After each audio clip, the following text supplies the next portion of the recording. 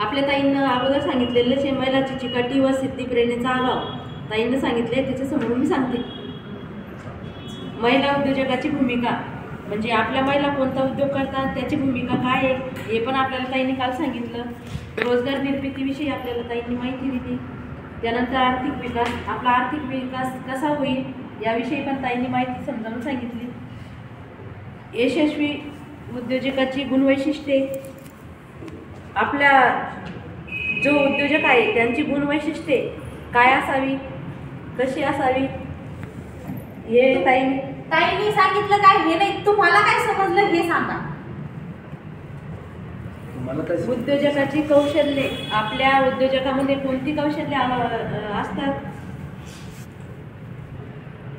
उद्योजकाची कौशल्ये आणि कौशल्य विकास सांगत आहे.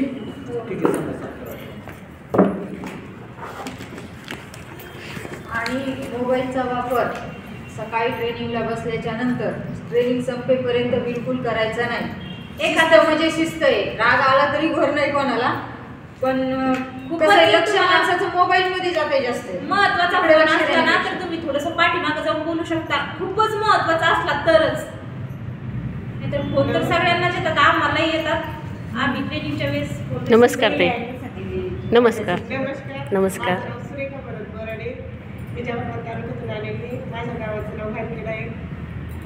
कौशल्यामध्ये सांगायचं झालं तर समजा आपण शिलाई मशीन करतो, पार्लर करतो, तर आपल्याला उद्योग करायचा आहे. तर मग आता जर समजा मला जर ब्लाऊज शिकायचा असेल आणि त्यातही जर समोरच्या म्हणता असेल की नाही बाई तू ब्लाऊज नको करू, तू मसाले बनव, नाही बाई आपण उद्योग करू, तर जरी तिने सांगितलं म्हणून मी केलं आणि मी केलं म्हणून जसं त्यांना टेस्ट हवी होती तशी टेस्ट येणार नाही. कारण काहून की माझी रुची त्या व्यवसायात नाहीच आहे. माझ्या काम मला ब्लाऊज शिवता येतं, मी मसाले बनवू नाही शकत. कारण ती पाहिजे ती टेस्ट पाहिजे ते समजा येणार नाही त्याला.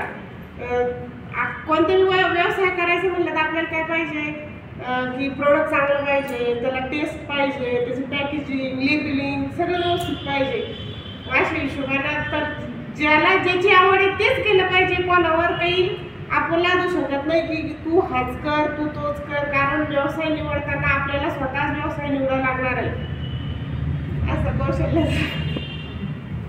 स्वतःचं गुण कौशल्य. आपल्याला एखादा व्यवसाय चालू करायचा असेल ना तर त्यामध्ये आपला स्वतःची आवड आवश्यक आहे. आपल्या आवडीप्रमाणेच आपण व्यवसाय करायला, दुसऱ्यांचा ऐकून काही व्यवसाय करायचा नाही.